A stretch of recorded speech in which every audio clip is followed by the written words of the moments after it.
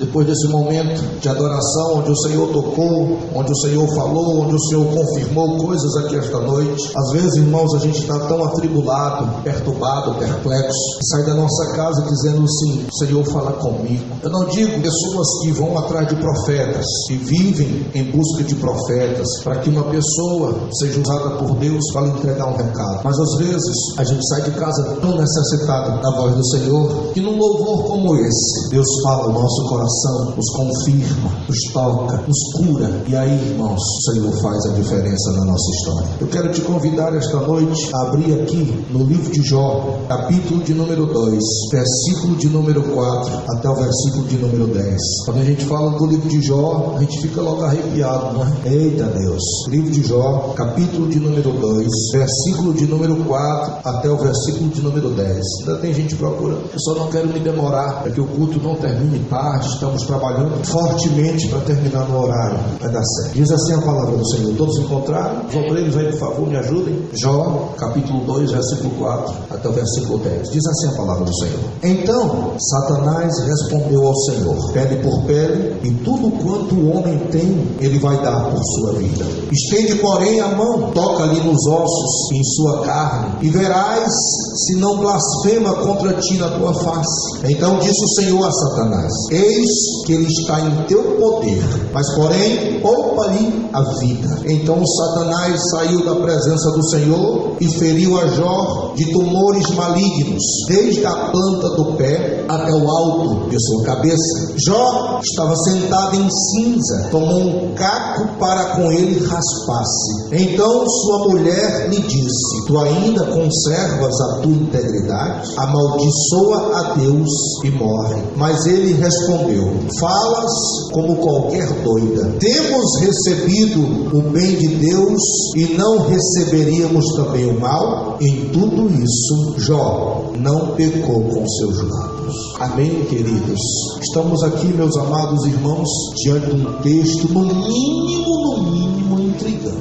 A Bíblia, ela deixa bem claro quem era a pessoa de Jó: homem reto, íntegro, que se desviava do mal. Quando o próprio Deus faz menção do seu nome, e em Ezequiel 14:14, falando ainda da pessoa de Jó, ele é considerado como um homem justo. Textos a parte desse mesmo livro de Jó. E a Bíblia deixa bem claro que se tivesse 3 pessoas no meio desta cidade, como Noé, Daniel e Jó, pela sua justiça, eles salvariam apenas a sua vida. Se nós observarmos também em outro livro, livro de Tiago, no capítulo de número 5, no versículo 11, ele também é considerado como um ser paciente. Então vamos lá: homem íntegro, reto, temente a Deus, que se desviava do mal, ele era justo e também paciente. Atributos, meus amados irmãos, peculiares desse ser, e como eu falei, texto no mínimo intrigante.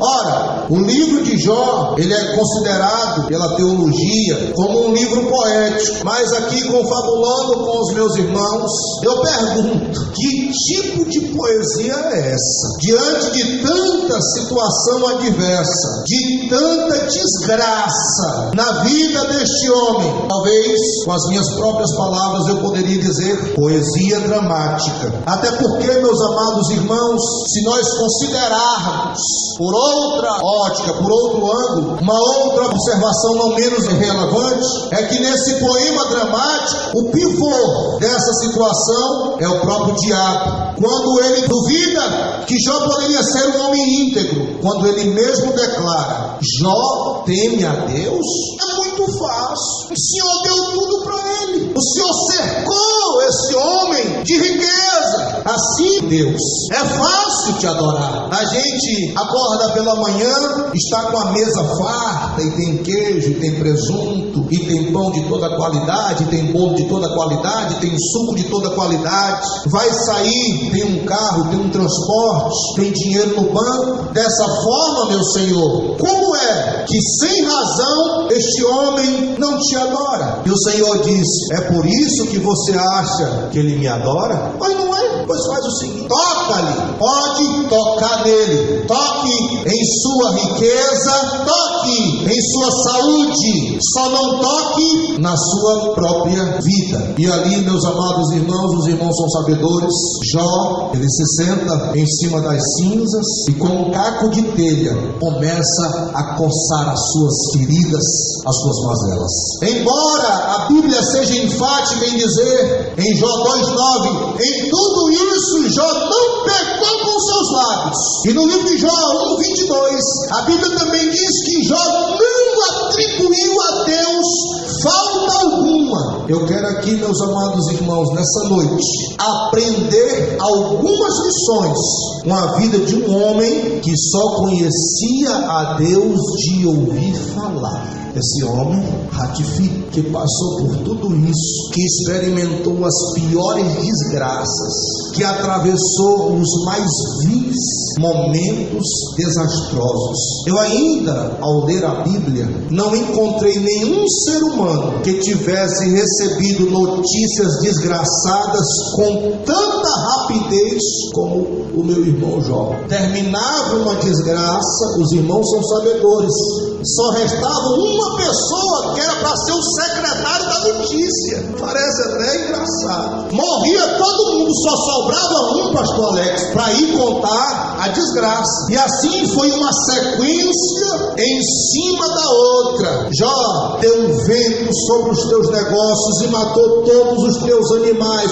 Jó, deu um vento, um fogo, os inimigos deram com ímpeto, mataram isso, mataram aquilo outro. Jó, deu um vento na casa dos teus filhos, matou todo mundo, só eu sobrei para te contar a história. Mas o que mais me intriga, meus amados irmãos, não é o fato de Jó não abrir a boca e blasfemar. O fato que me intriga não é Jó atribuir a Deus nenhuma falta. O que me chama a atenção é que Jó só conhecia a Deus, Ratifi, que só conhecia a Deus de ouvir falar. Quantos aqui conhecem o Senhor? Quantos aqui conhecem o Senhor?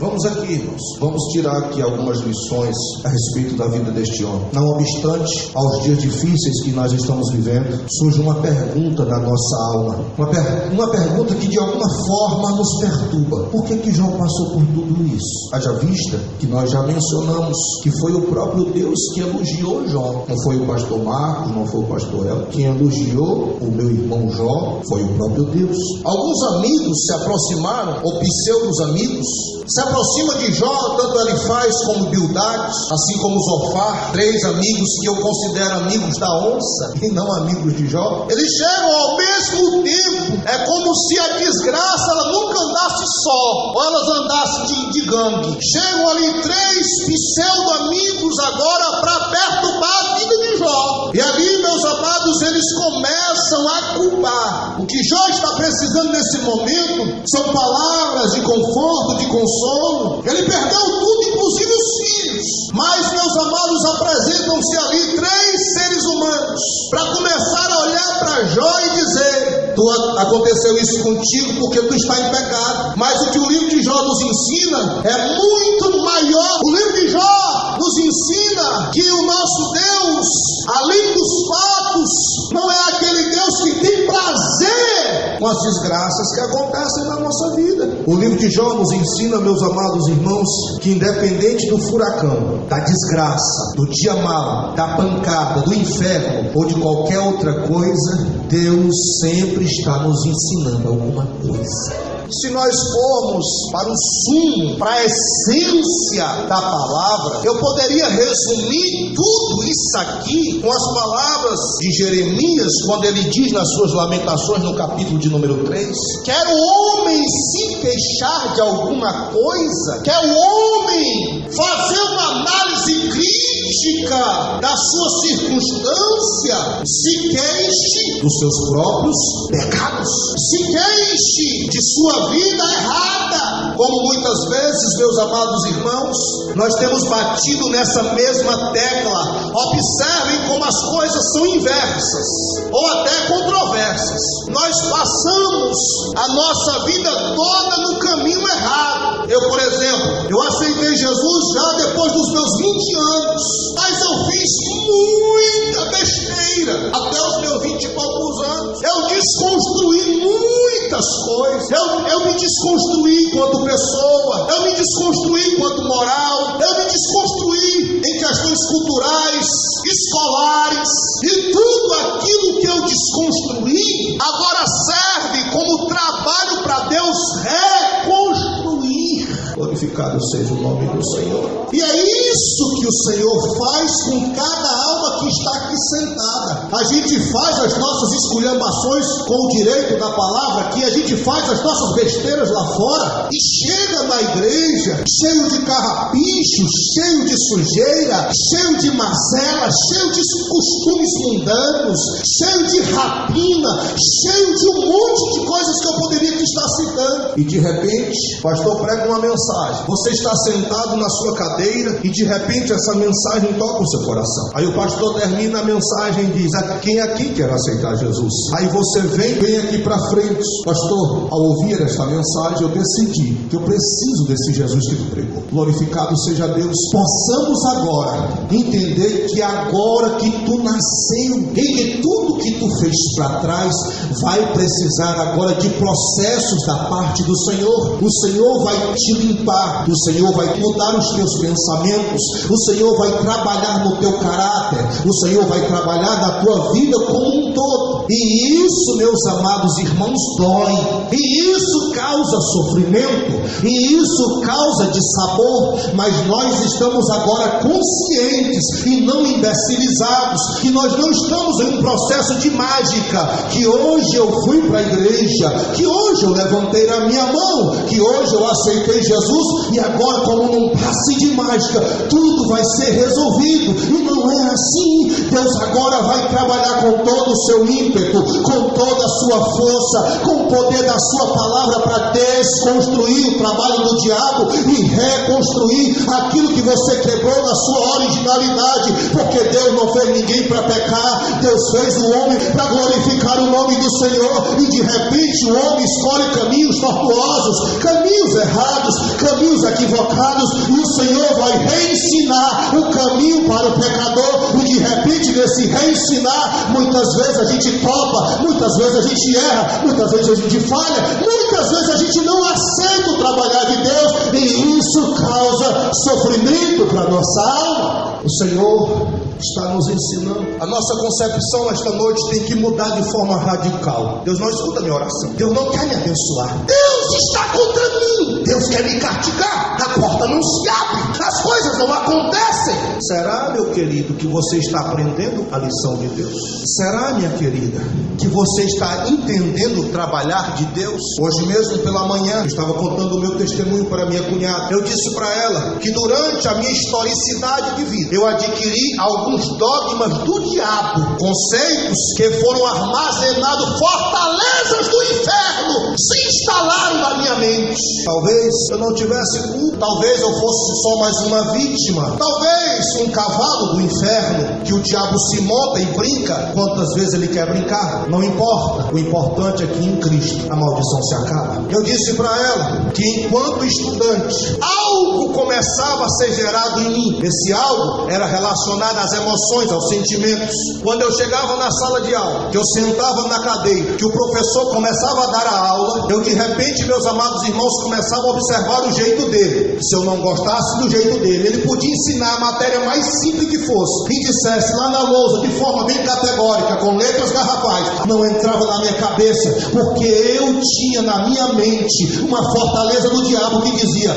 esse professor é chato, esse professor não presta, esse professor é isso, aquilo outro, e aquilo ali bloqueava a minha mente. Não ache isso, irmão, como algo de brincadeira, mas no dia que eu aceitei Jesus, um desafio me foi posto: agora tu tem que entrar numa faculdade. E eu disse: meu Deus, eu não fiz um ensino ensino fundamental que preste, eu não fiz um ensino médio que preste, eu não estudei que preste, eu passei a vida toda brincando, e agora uma faculdade, o que é que eu vou fazer, meu Deus querido? E de repente eu estava sentado na cadeira, eu confesso aos meus irmãos que eu ainda estava trêmulo, porque era um desafio muito grande, mas eu precisava encarar a pessoa bendita de Jesus, e de repente o professor começou a dar uma matéria, que eu disse, meu Deus, eu não prestava atenção nem numa matéria simples, e agora, uma matéria de faculdade, o que é que eu vou fazer? E aqueles mesmos traumas, aquelas mesmas feridas, aquelas coisas que foram dogmatizadas de forma errada, a fortaleza do inferno começou a querer me perturbar, mas naquele dia, naquela cadeira, naquela faculdade, eu disse, Jesus, eu te aceitei, e essa fortaleza do inferno vai cair por terra, e eu vou crer que o Senhor vai operar. E a matéria começou a entrar, e eu fiquei tão assim, irmão, eu disse, se eu tirar um 8 ou um 9, eu acho ruim, eu só queria tirar 10. Temos que mudar na nossa concepção. Deus está me castigando, Deus está me batendo, Deus está tirando meu couro, Deus não me ajuda, uma cesta básica Deus não me dá. Eu quero aprender, irmãos, aqui no livro de Jó, que Deus está me ensinando que muitas vezes eu preciso fechar minha boca. Tu conserva a tua integridade? Tu ainda quer ser reto para esse Deus que permitiu isso e isso na tua vida? Amaldiçoa esse Deus! Irmãos, vocês estão diante de um ser humano que chegou uma coisa no Maranguape e hoje eu tinha a mania de querer explicar tudo para todo mundo. Eu tinha a mania, pastor El, de sair me justificando para todo mundo. Por que está acontecendo isso na tua vida, pastor? Não, e tal, e eu tinha aquela mania. Repita comigo, minha amada, meu amado. O Senhor me ensinou que quem me justifica é Ele. Já está acontecendo isso contigo porque tu é pecador. Está acontecendo isso porque tu não é fiel. E as pessoas, pastor Alex, são especialistas em definir as outras, rotular os outros. E de repente, meus amados, eu aprendo no livro de Jó que a melhor resposta quem pode dar é Deus. Deus está me ensinando a fechar a boca. Pastor, eu fiquei sabendo assim, que fulano de tal, assim, assado, disse, tu foi mesmo. Antigamente eu ia bater lá, aqui no Maranguape, eu já peguei meu carro, já risquei um bocado de casa. Eu já descobri que uma pessoa estava falando de mim, postava o carro lá. Mas Senhor, irmão, mas eu já vinha com a espada desse tamanho, já dentro do carro, um pedaço de juca desse tamanho. Eu me arrependo de ter sido assim. Tem coisa que dá pra gente fazer, mas tem coisa melhor que Deus pode fazer por nós. Quem foi que disse? Onde é que está na Bíblia que eu preciso estar toda hora me explicando? Por que é, Vivi, que tu está vivendo essa luta? Por que é que está faltando arroz na tua casa? É porque tu é preguiçosa? É porque o Bruno não quer trabalhar? É muito fácil. É porque Deus não quer te abençoar? É porque tu não vem por círculo de oração? É porque tu não é fiel? É porque tu não é dizimista? Deus prova, meu irmão. Vocês nunca souberam não que Deus prova? Assim como o ourives prova o ouro no fogo, assim Deus prova o crente. Sabe para que o ourives prova o ouro no fogo? Para tirar as impurezas. Para onde é que nós estamos indo, irmão? Vocês estão indo para onde? É só a irmã que está indo para o céu? Quem está indo para o céu mais aqui, ó? No céu não entra pecado.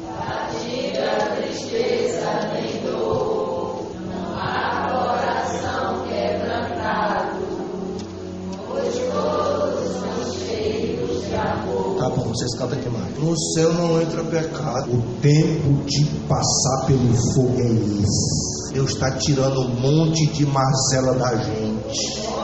Costume velho que era para ter acabado e não acabou. Coisas que eram para ter sido deixadas no Egito e nós não deixamos. Olha para cá, trouxemos para cá. Pessoas que no mundo fuxicavam, falavam dos outros, faziam o diabo, o escarcel. Vem para dentro da igreja e continua com o mesmo costume. Não muda, fuxiqueira do diabo. Aí Jesus, ó, trabalha. Você não quer que Jesus trabalhe na sua vida? Quem quer que Jesus trabalhe na sua vida? Deixa eu perguntar aqui, quem quer ir para o céu? Ah, é porque as coisas não acontecem na minha vida, pastor. É muita prova, é muita luta, é muita peia, pastor. É porque você precisa. Poxa, eu vou dizer o quê? Deus está fazendo injustiça? Eu vou dizer que Deus está fazendo injustiça? É? Pastor, o que é que eu vou dizer? Não, irmão, no teu caso Deus está falhando. Não, nos outros ele aceitou, mas no teu caso realmente ele está sendo injusto. Deus é a própria justiça. Ao invés de tu orar, tu glorificar, de tu adorar, a tua língua não para. Faz o seguinte, morde ela, morde essa língua até sair sangue, morde para criar ferida, para tu se lembrar. Nem que tu tome uma atitude extremista dessa. Eu já disse esse testemunho aqui, os irmãos são sabedores. Queria me adiantar, mas eu falava muito palavrão, irmãos. Os irmãos são sabedores. O Senhor me provou. Quem aqui o Senhor não prova? Eu estava num jogo, tocando bola, claro. Jogador do meu time, pastor Elton, numa quadra aberta, pegando fogo, deu-lhe um bico no gol. Eu passei mesmo na hora, pegou mesmo no meio das minhas costas. Irmão, eu fui lá, os anjos tudo lá. Eu fui lá. Aí você me pergunta, pastor, qual foi a palavra que saiu daqui, quis sair da tua boca? Flores, hinos. E saiu um palavrão. Mas em fração de segundo, enquanto o sangue subia, descia e o meu juízo pegava fogo, eu trinquei os dentes de glória a Deus. Eu tornei. Pega na mão dessa criatura que Deus colocou hoje do teu lado e diz assim para ela: Deus está te ensinando. Silencie. Qual foi a resposta de Jó? Jó 19:25. Eu sei que o meu Redentor vive e por fim se levantará sobre a terra. Deus vai fazer justiça. Vai fazer justiça. Estão falando? Deixa eu falar. Eu não sou mais besta de atrás, nada. Pastor Marco, um dia desse eu estava canto fulano de tal, mas meteram o aço no Senhor. Glória a Deus. Deixa eu falar. Por mais que a gente faça, a gente não presta. Não tem bom não. Ora, mas se chamaram Jesus de endemoniado, vão dizer o que de mim? Chamaram Jesus de bebarrão, pastor Fernando. Vão dizer o que de tu, Alex? Se prepara, mano. O que a Bíblia diz no livro de Provérbios 25:11? Como maçã de ouro em salva de prata, assim é a palavra de dar o seu tempo. Nos momentos de perturbação, tribulação, adversidade, o diabo oportunista vai tentar colocar fortalezas na sua mente para você ser um murmurador, para você ser um reclamador. São momentos como esse que o diabo, como oportunista, vai trabalhar para tu ficar reclamando e Deus se zangar com você. Porque se tem uma coisa que zanga Deus, é murmurador. Quer zangar Deus, seja um murmurento. O que foi que matou o povo do deserto? Moisés, era melhor nós ter ficado no Egito, Moisés. Lá tinha pepino. Mas vocês estão comendo é carne, mas lá tinha cebola. Aqui não tem nem tempero. Moisés, a água velha que a gente está bebendo aqui é amarga, Moisés. Irmão, pelo amor de Deus, pastor. Segundo, irmão, os historiadores, o sapato do povo crescia do pé. Isso aqui, pastor Alex, é de encabular qualquer ser humano. O caboclo saiu lá do Egito com 5 anos, completou 10, o sapato ainda está no pé dele do mesmo jeito, sem se gastar. Ainda cresceu. Não tinha no deserto bambam, não tinha casapio. Era o próprio Deus que conservava a roupa do povo. E o povo reclamando. A reclamação, irmão, é um sinal de um espírito inconformado e não grato ao Senhor. Por isso, querido, eu estou aprendendo, eu, não sei você, aqui no livro de Jó. Deixa eu falar. Deus está nos ensinando, meus amados, que em vez de murmurar, cante um hino de louvor. Eu também aprendo no livro de Jó que quando nós, no caminho ao qual estamos aprendendo, Deus está nos ensinando que temos alguém que podemos buscar socorro. Por que o mundo está se enchendo de cocaína, de maconha, de todo tipo de droga que aparece? Porque esses, pastor Alex, são os recursos que as pessoas encontram para aliviar as suas perturbações mentais. Pessoas têm necessidade de tomar cerveja, uísque, fumar maconha, cigarro, cocaína, heroína, hipnol, aranha. Sabe qual é a diferença do crente para o não crente? O crente, nesse mesmo livro de Jó, ele diz: mas vocês não procuram a Deus. Mas não há quem diga: aonde está o Deus que me fez? Que dá salmos, que dá louvores nas madrugadas. Eu não vou perguntar porque pode ser que você passe uma vergonha, mas às vezes a gente precisa ouvir Deus, precisa do momento com Deus, mas se enrola com 3 lençol e não vai buscar o Senhor. A Bíblia deixa bem claro que nós temos o Senhor como recurso. Segura na mão da pessoa que está do teu lado, diga assim: você tem um recurso. Você tem uma apólice, você tem um seguro, você tem no Senhor a condição de ultrapassar e atravessar toda e qualquer barreira, confiando no Senhor, buscando ao Senhor, clamando ao Senhor, orando ao Senhor, buscando a face do Senhor, enquanto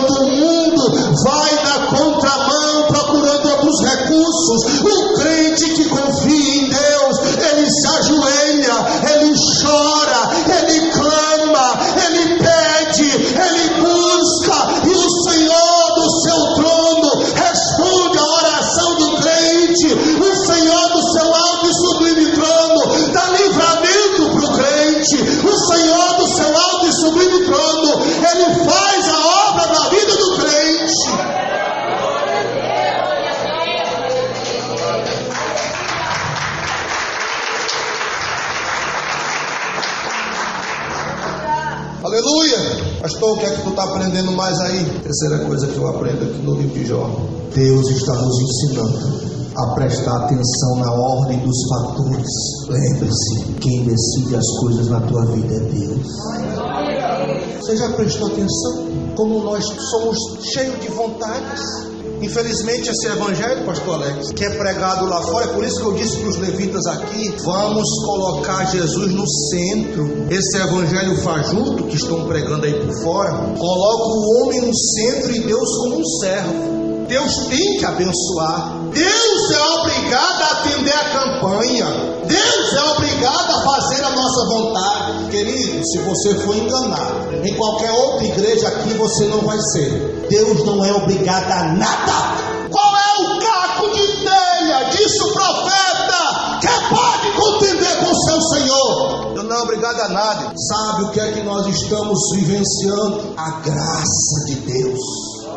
É como aquele sujeito que não tinha mais crédito no celular e o Senhor colocou bônus. Tu tá nos bônus, irmão. Tu não tem crédito não. Tu acha bom porque todo dia Deus coloca bônus na tua vida. Tu não tem crédito coisa nenhuma. O teu crédito foi rasgado e acabado quando tu decidiu servir o mundo. Jesus foi lá na cruz e recarregou os créditos no sangue dele para te dar bônus. Tu acorda pela manhã, o Senhor te dá o ar que tu respira. Tu vive essa vida, o Senhor te alimenta, te veste. Tu vive essa vida, o Senhor te dá livramento. Tu clama, o Senhor atende a tua oração. Tu tá no bônus, irmão.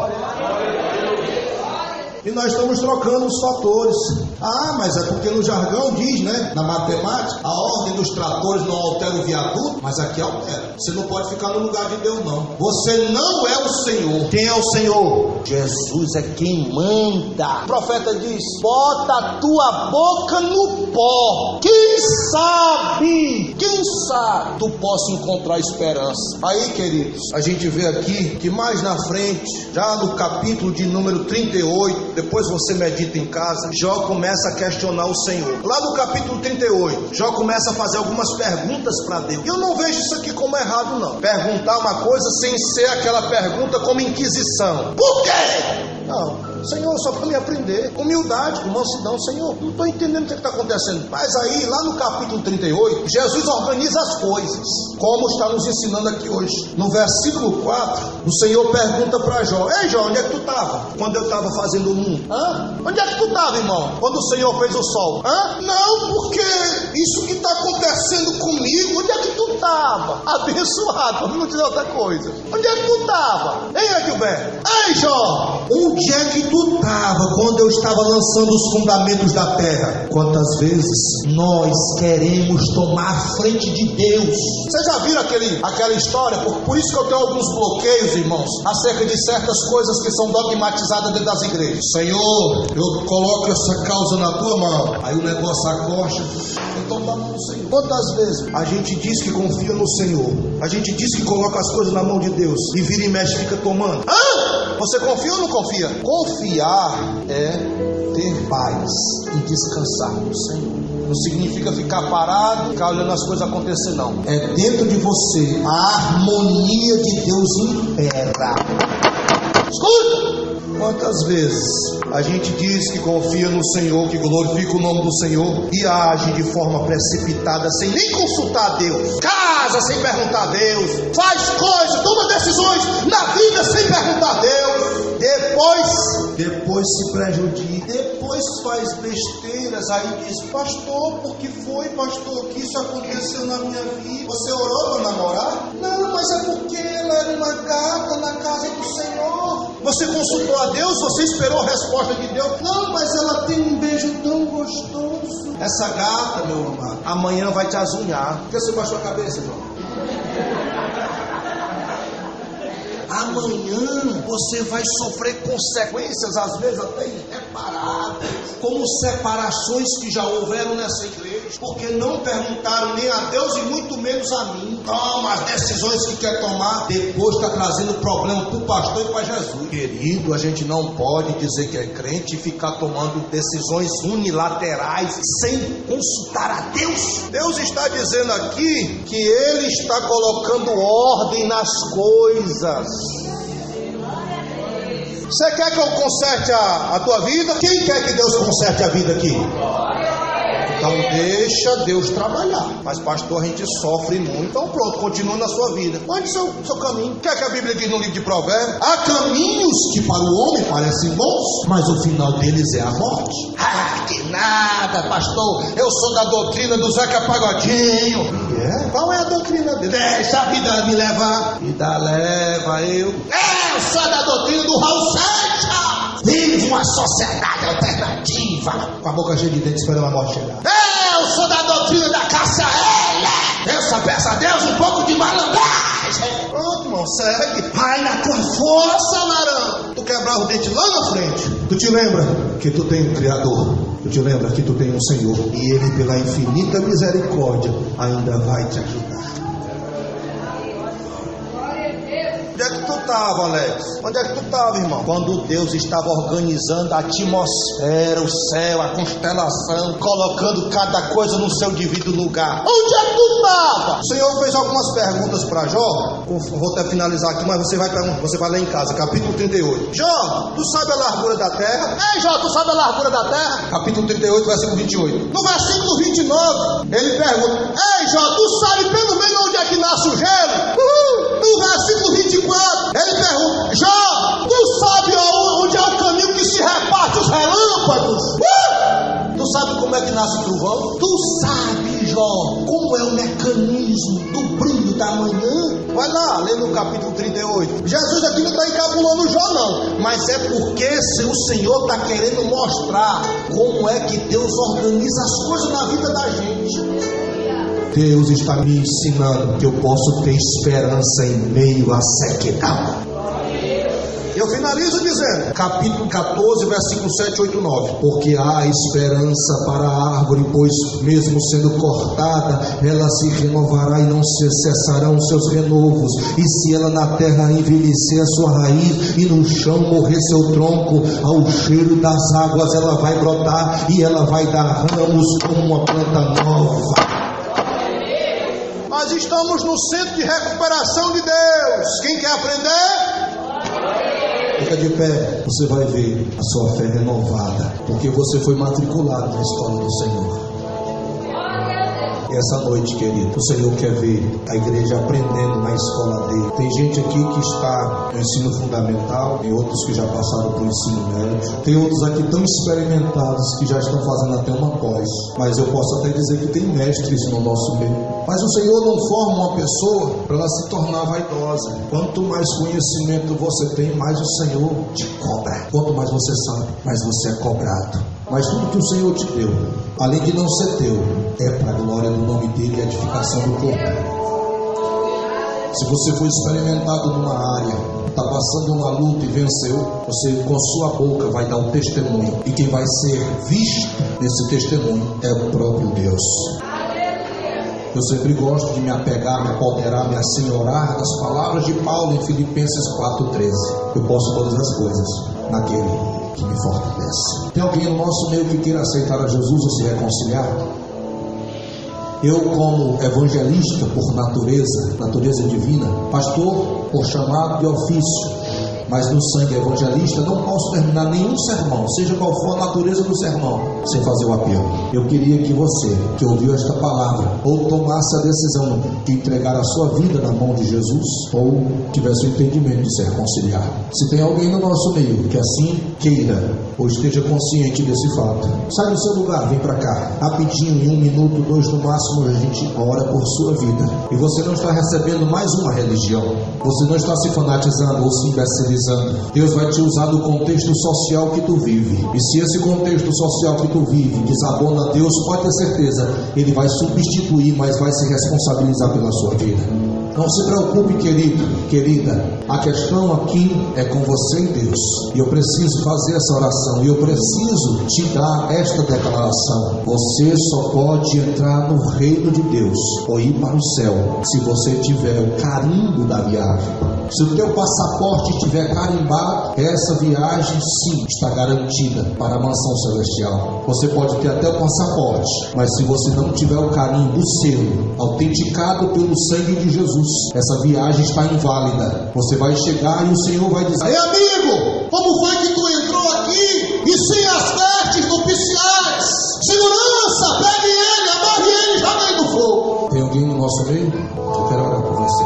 Eu te dou mais um minuto. A sua vida vale essa espera de mais um minuto. Os irmãos que por gentileza estejam aí longe de sua casa, espere que a gente vai dar cara. Por favor, mais uma vez eu te chamo. Olha para a pessoa que está do teu lado, vai ver que esteja aí precisando se reconciliar, aceitar Jesus, não sei. O Senhor está te ensinando a você ser crente, te ensinando a ser uma pessoa que arrebata sorrisos do Senhor. Ontem na madrugada eu estava orando, dizendo para Deus: Senhor, eu quero um ser que arrebate do teu rosto um sorriso. Eu quero ser um ser que te faça ficar sorrindo com a minha vida. E eu creio, meu amado, que mais importante do que ser um religioso, ou carregar uma Bíblia, ou dizer que é crente, ou sapateio, faz isso, aquilo outro, é fazer Deus sorrir. Já pensou Deus lá no seu céu, com sua glória, olhar para nós e sorrir como Deus sorriu da vida de Jó? Não um sorriso de zombaria, mas um sorriso de alegria. Deus feliz.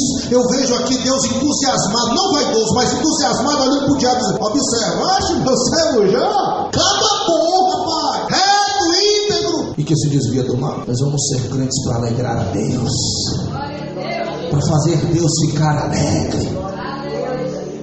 Tem alguém no nosso meio? Eu vou finalizar aqui, olha. Tem alguém no nosso meio? Glória a Deus. Pai querido, Pai amado, eu sei que cada um que aqui está tem atravessado a sua luta, a sua prova, tem carregado a sua cruz, tem atravessado o seu calvário. Talvez estejam no vale, outros estejam nos montes, outros estejam em fornalhas. Eu não sei, Senhor, Tu sabes. Mas eu sei uma coisa: que aonde eles estiverem, Tu está com eles.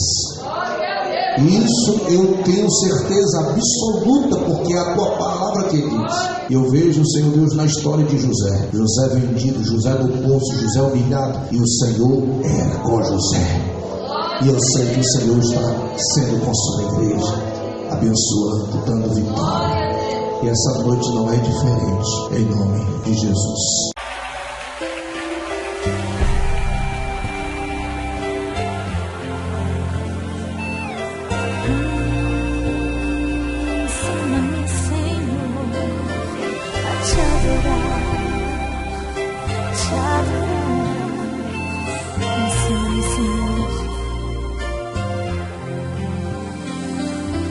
Deus está me preparando para um novo tempo. Deus está me ensinando a viver para Ele cada momento. E a tribulação só produz em mim paciência. E a solidão nunca vai me roubar a certeza da sua presença. Deus está me ensinando a viver. Deus está me ensinando a sonhar. Deus está me preparando para ver todas as promessas que eu vou conquistar. Deus está me ensinando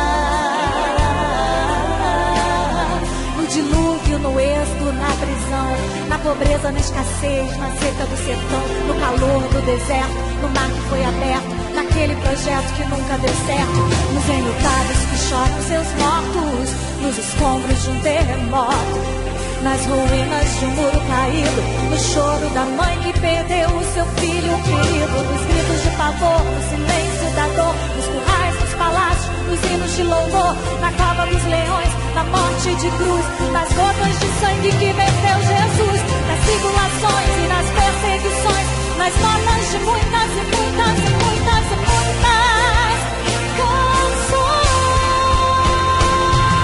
canções me ensinando. Deus está me ensinando a adorar, me ensinando. Deus está me ensinando a adorar. Eu sei que Ele está. Deus está me ensinando a sonhar. Deus está me preparando para ver todas as promessas que eu vou conquistar.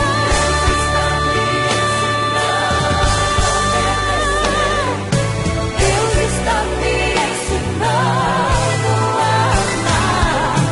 E enquanto eu espero a minha bênção, Deus está me ensinando a adorar, me ensinando.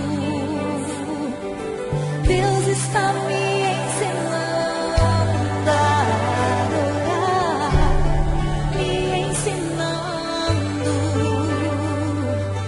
Deus está me ensinando a adorar.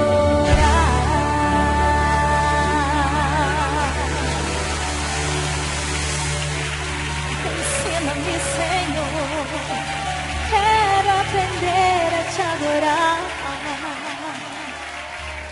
Aleluia.